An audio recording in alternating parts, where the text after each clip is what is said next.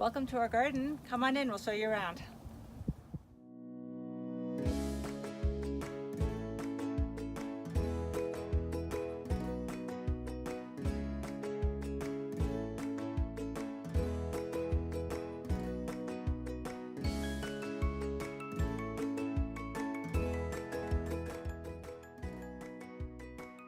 With our box of beans.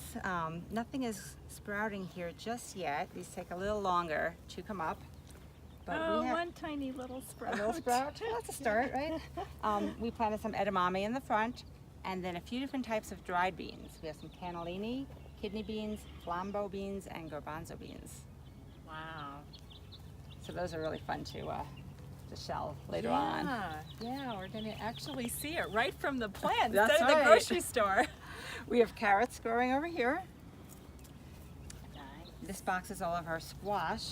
We have a few different types. I believe we have some zucchini, spaghetti squash, butternut squash, and the yellow long neck squash.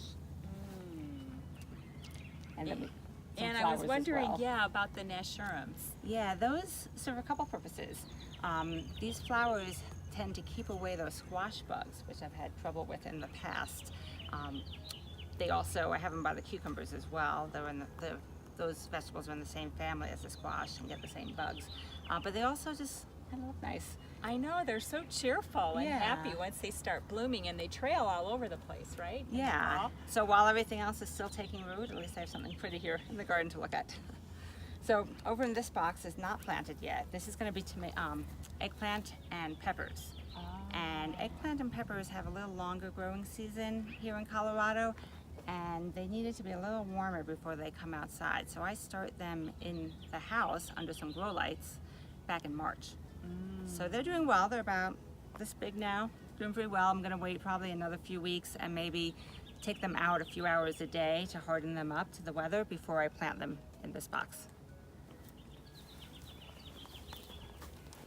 And over here, and we have another box similar down the way here, will be green beans. This is a little teepee for the pole beans. Some green beans grow as bushes about this tall, and some like to crawl up the teepee. So the pole beans will crawl up, and I have bush beans planted all around. Oh, wow. Yes, and we kept this box a little shorter, knowing that they'd be growing a little higher.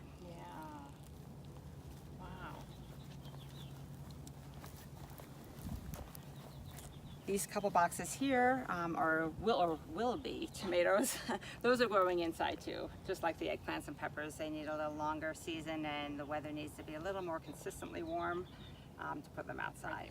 I love the orange baskets too. Yeah, that gives them a little color too. I like to decorate the garden, just make it fun, right?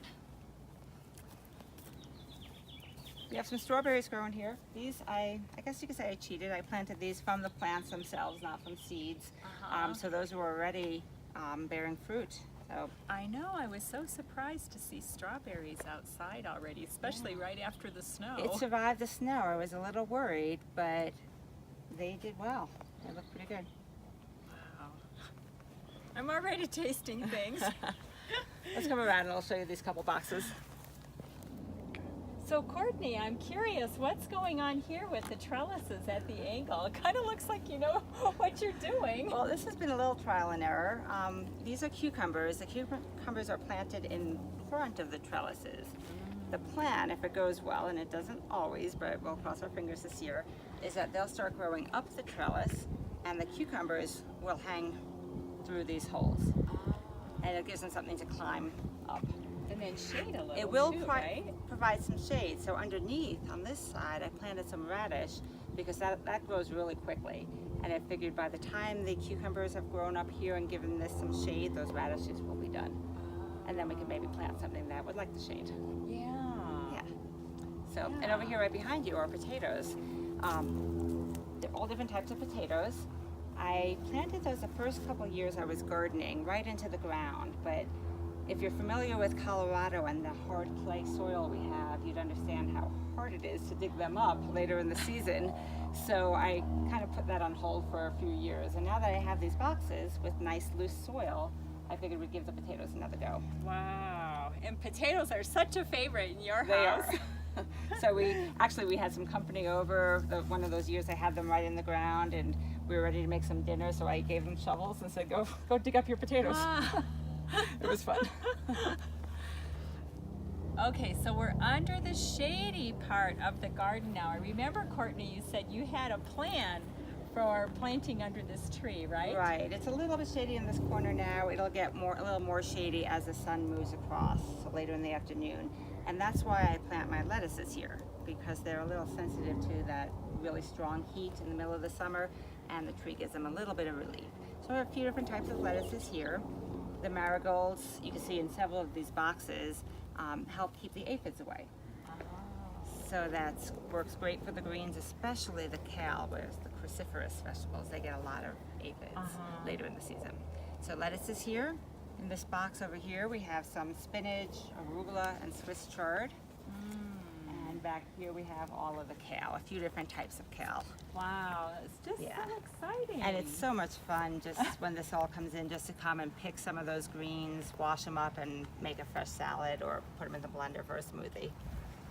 And this is our last box, which has a whole bunch of onions and some scallions on the end, some beets over here, and these are just some yellow and red onions in the middle.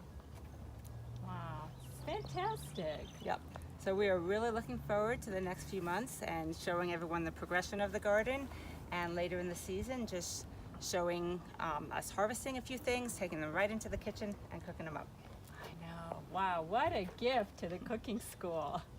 So if you like anything about gardening, we are going to be sharing in our newsletter once a week just a little update. You can watch us as the garden grows, and it's just such a special gift from Courtney's garden, from the farm to Almost Vegan Cooking School.